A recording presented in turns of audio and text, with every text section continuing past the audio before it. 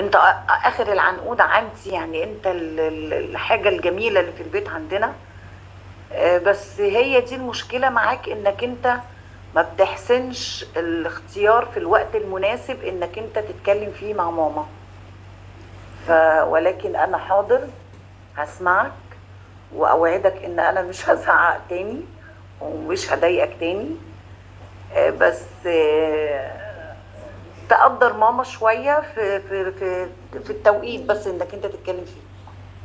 طبعا انت بتتكلم في اي وقت وكل حاجة، بس يعني في كلام انا ببقى فاهمة انت بتبقى عايز طلب، عايز حاجة، عايز تاخد رأيي في حاجة، فنحسن بس الاختيار يعني. ماما هتقعد زي دلوقتي كده، احنا خلاص كلنا واتغدينا وقاعدين تعالى اتكلم مع ماما. حاضر يا ماما، هتكلم في الوقت المناسب، اللي هي مثلا بعد ما نتغدى. هتكلم في الوقت المناسب. انت برضه توعديني ان انت لما انا اتكلم معاكي ما تزعقليش. حاضر، ما هتكلم في وقت مناسب.